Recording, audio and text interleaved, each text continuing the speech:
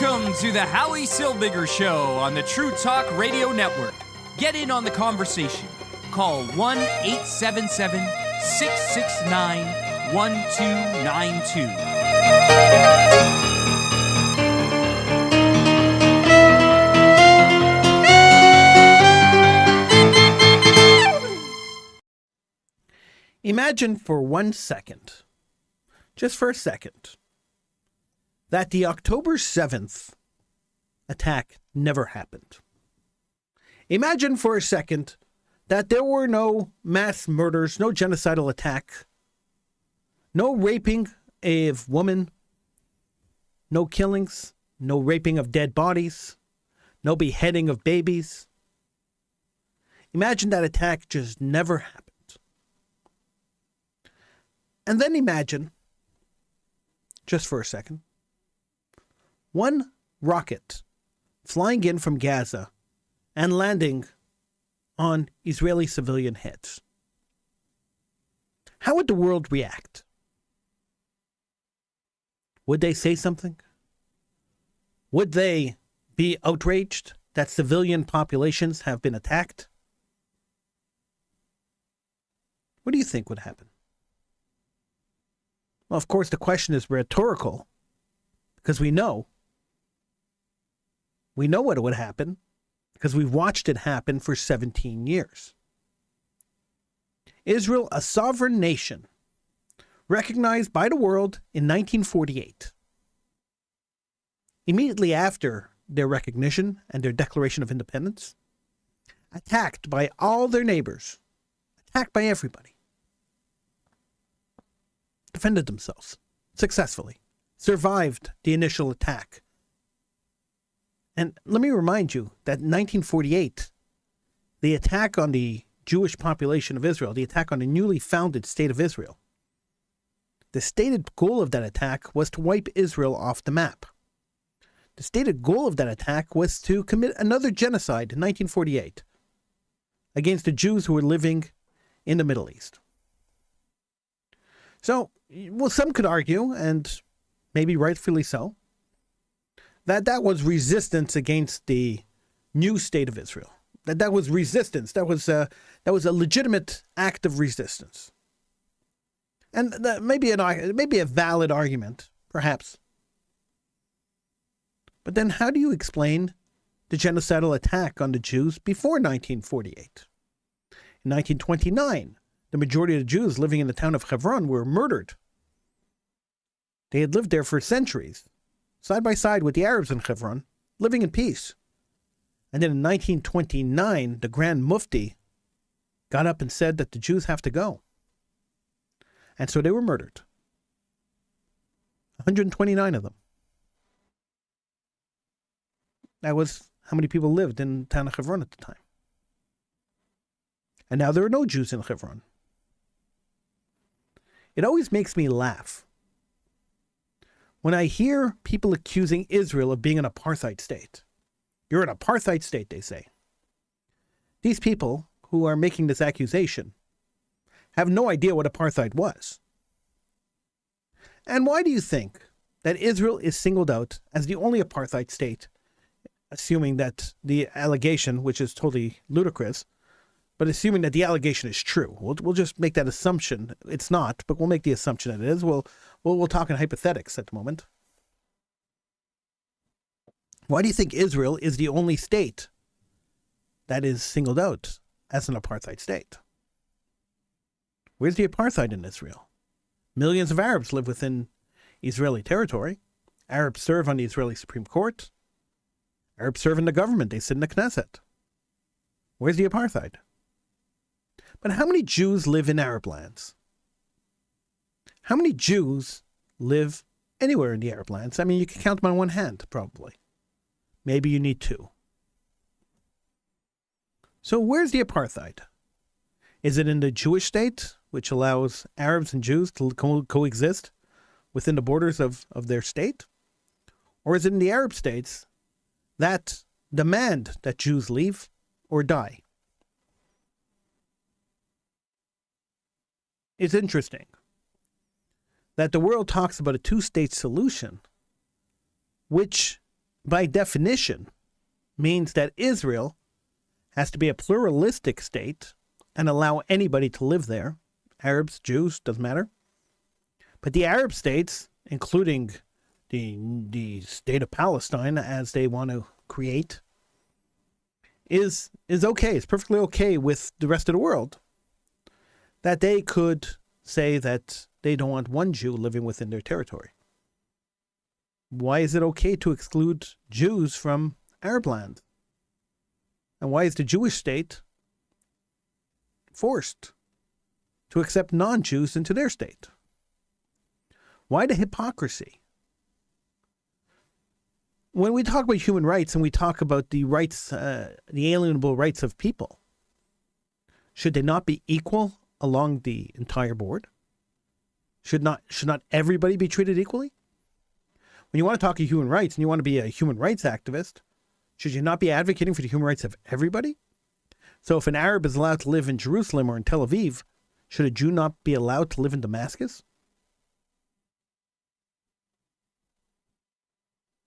Or Baghdad? Or any other country, city in the region? The double standard against Jews has existed a very, very long time. And we're getting kind of tired of it. So the Jews decided that they don't want to live amongst the people who don't want them there. So we really don't care. Jews really don't care that they're not allowed to live in Riyadh. Jews don't care. But the Jews want to live in their country, peacefully, quietly, without the constant threat of being attacked, of being killed. And so when one rocket comes flying in from Gaza, just one rocket, and I could tell you the count is 10,000, over 10,000 in the last 3 months have flown in from Gaza, but just one rocket and lands in a civilian population, that is a war crime. When multiple rockets, 10,000 in the last 3 months, coming from Gaza, that's 10,000 war crimes. And yet the human rights activists, the ones who are screaming and yelling, calling for a ceasefire, haven't said a word. Not a syllable. Not a word has been written about the children who have to grow up, who have been growing up for the last 18 years in bomb shelters. Not a word has been written, not a syllable has been spoken about the Jewish children who've had rockets landing on their heads, rockets landing in their streets, hitting their homes, hitting their schools. For 18 years, rockets launched from Gaza. Balloons tainted with poison and all sorts of other things thrown over the border to try to kill as many Jews as possible. Not a word. It seems as though the lives of people who don't live in Israel are much more valuable than the lives of people who do live in Israel. The lives of the perpetrators of the terror are much more valuable than the lives of the terrorized. Israel moved out of Gaza. They moved every man, woman, child, every body, every animal, every fire hydrant, every street sign, every building in 2006. The Israeli presence in Gaza disappeared. And you don't hear activists talk about this. When Israel moved out of Gaza in 2006, they left all sorts of infrastructure, factories and greenhouses.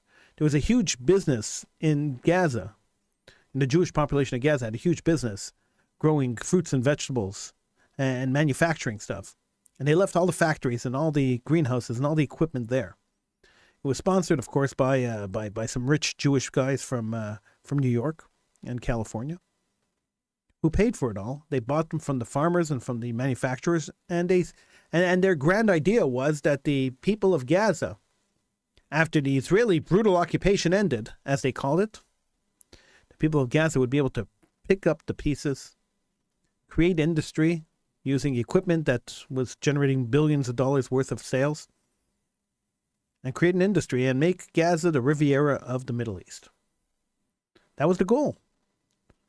And the world pledged billions of dollars, and billions of dollars were sent to the ruling party of Gaza, Hamas, with the idea that they would use that to build infrastructure, to allow their people to grow and to be opulent. And the idea behind it is quite simple. It's a simple psychiatric idea that people tend not to be suicidal, tend not to try to commit violence, and become fairly apathetic when they're opulent, when people make money, and people are happy. They don't tend to revolt. They tend to live happily. But that's not what Hamas wanted. Hamas used the billions of dollars and the materials sent to them to build terror tunnels under the border of Israel so they could pop up and kill Jews. All through Gaza, there are tunnels under almost every building in Gaza. So they could pop up anywhere anywhere in the strip and kill Jews. Their sole purpose from their founding in 1989 was to kill Jews, much like the sole purpose of the Palestinian Liberation Organization and the Palestinian people in 1964, when they were founded. Their sole goal was to kill Jews, destroy Israel, and murder Jews.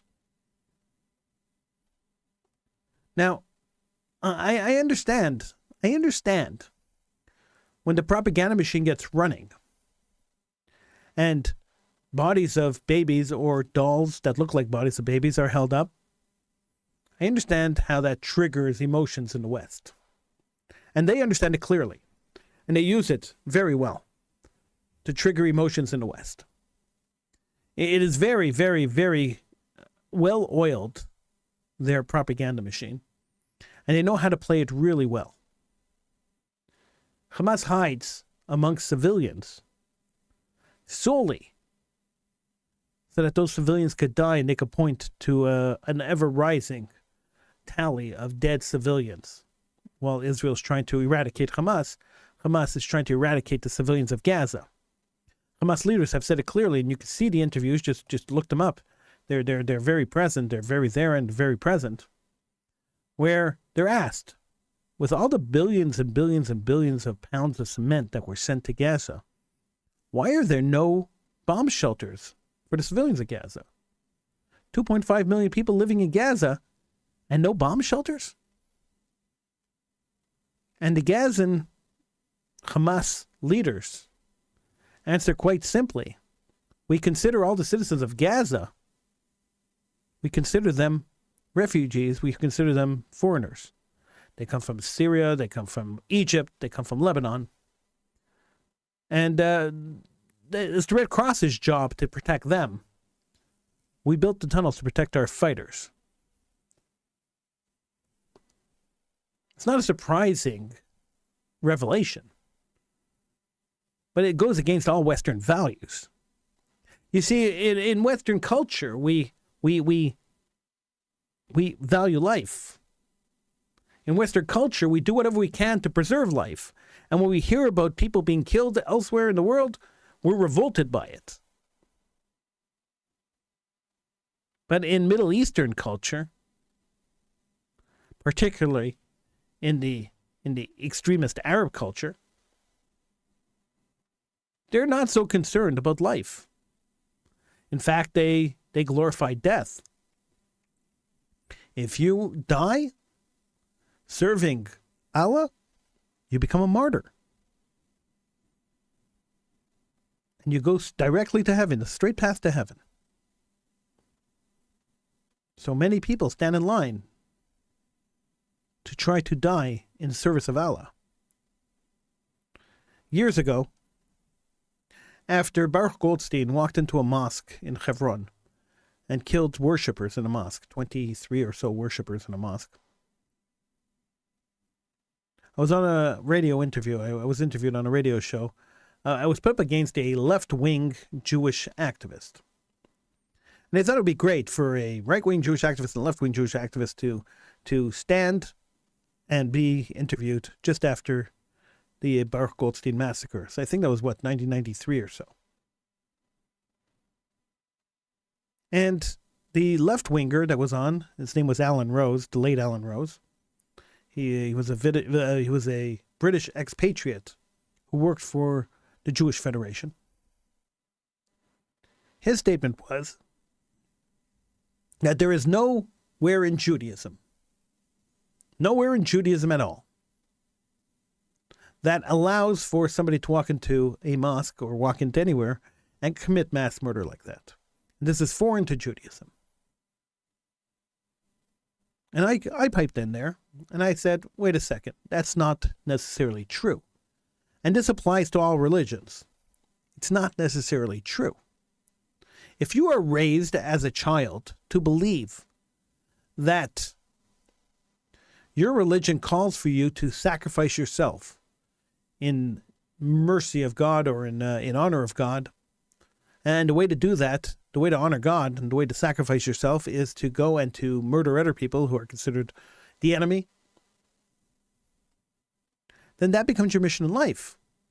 And if your reward for that is eternal life, eternal heaven, then that becomes your mission in life. That becomes your religious mission in life. Religion is taught. It's not inbred. We're not born with religion. We're taught religion. And so when people are taught that this is their religion, this becomes their religion. And so even back then, I was in my teens, even back then, I understood something that most Jews don't understand today. That Islam isn't evil, and Judaism isn't evil. There's no evil in religion. There's evil in the way religion is taught to people. And so when someone is taught, whether it be an Islamic extremist or a Jewish extremist, when someone is taught that murder and revenge and murdering for revenge, or murdering for your country, or murdering for your state, or murdering for your religion is the appropriate thing to do, and it's what God wants you to do, and God will reward you greatly for murdering and for dying for a cause, then that becomes your Judaism, and that becomes your Islam. And so when Baruch Goldstein murdered those Arabs in the mosque in Hebron, he was following his Judaism, the version of Judaism that was taught to him by his rabbis. So to say that this kind of behavior is alien to Judaism is a misnomer. It's not true. Because everybody has their own Judaism. Everybody has their own relationship with God. As you can imagine, that got me into a lot of trouble, but that's the story for another day. So to say that I hate all Arabs, that's not true at all. I just don't like Arabs that want to kill me. To say I want all Arabs to die, or let's wipe out Gaza and carpet bomb Gaza and just destroy the whole place, that's not the solution either. Innocent people should not suffer because their leadership are extremists. Now, those innocent people voted in those extremists, and we understand that. And there were many reasons, there are many political reasons behind their voting them in. But that's not the solution. And even if Israel succeeds in this war, even if Israel wipes out every single Hamas member, every single Hamas leader, and destroys the ideology, it will never die. Because ideologies live on in the next generation, the third generation, the fourth generation. They don't die. If you think that Nazism died when Hitler did, then you're out of your mind. Nazism still exists today in Europe, and the undercurrent of Jew hatred still exists today in Europe because it was so inbred in the population, so ingrained in the fabric of the population of both Germany and of Germany and all the countries that Nazis occupied, so ingrained in their population that their population turned in their friends and their bosses and their neighbors, knowing that they're going to be killed That doesn't just disappear. That doesn't just vanish. It takes generations and generations and generations for that to disappear. And now, 75, 80 years later, we're starting to see Germany recover from that ideology. It took 80 years. That's 3 generations of people before the ideology finally got watered down enough that the basic Jew hatred may not exist to a large extent in Germany anymore. But it took 3 generations. So we have to expect the same thing from the people of Gaza. 3 generations. So this fight is a never-ending fight. Because as you kill one radical group, another one will rise up. And as you kill the second one, a third one will rise up. So what's the solution? To me, the solution's quite simple. A total separation of populations is the only way for this to work. A Jewish state and an Arab state. Now, I don't care. I don't care if you think that the Jews should be in the 1948 borders, the 1967 borders. It's irrelevant to me. I don't think Israel should give up any land for peace. Land for peace has been proven to not work.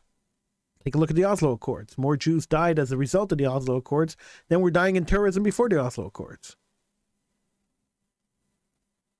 Diplomacy doesn't work. Israel tried diplomacy. There were at least 9 agreements with the Palestinians, the Palestinian Liberation Organization, at least 9 of them, that have failed since the 90s, including some that offered all of Judea and Samaria and Jerusalem as the capital, everything they wanted, and they still said no, because that's not what they want. This is not a land war. Diplomacy would work if it was a land war. But the situation's not a land war. The situation is a religious war. It's a jihad. And it's a jihad not to reclaim Arab land that was stolen from the Jews. There's no occupation. The Arabs of Judea and Samaria live freely. The Arabs of Gaza could have lived freely had they not been oppressed by Hamas. Israel pulled out of there. They weren't occupying Gaza anymore. They could have. And what about Egypt? Egypt has a border with Gaza too. Why is nobody yelling that Egypt's not opening their border and allowing humanitarian aid in from Egypt? The Rafah border is closed. Why is nobody yelling about Egypt? Because it's not about humanitarian. It's not about humanitarian aid. It's not about land. It's about the fact that Jews are in the Middle East. It's about destruction, the annihilation of the Jews living in Israel and the destruction of the state of Israel. This is all it's about. And no matter how many diplomatic efforts you make, Arafat was very clear when he said that these diplomatic efforts were just a ruse to appease the West, and that the fight for the freedom of all of Palestine would continue. He said it clearly. He said it in many different languages. The ruse is that you can't import Western values into the Middle East. And at the end of the day, the only thing that the people of the Middle East understand, the only thing they understand, is that might makes right. If they hit you, you have to hit them back twice as hard. If you do not hit them back twice as hard, they will hit you again and again and again. As a Hamas leader said last week or 2 weeks ago, that October 7th will happen again and again and again until we can no longer do it.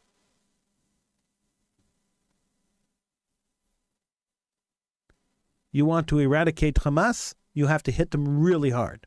You want to stop attacks on Israel, you have to show that Israel is the strongest nation in the region and that Israel is not going to tolerate these attacks anymore. When Israel flexes its muscles and stands up and says, we are not going to do this and we are not going to accept this anymore, then and only then will the Arabs back down. And even then they probably won't, because it's a religious war, because they don't believe that Jews should be there at all. So for the West, calling for a ceasefire, for the leftists who are gathering in the streets, and the pro-Hamas genocidal people who are gathering in the streets and calling for the death of Jews, it's not going to work. Israel He's not going to back down this time. There is a point in every conflict where someone does something so heinous that the other side can't accept it anymore. So Israel accepted bombs landing on civilian heads for 17 years.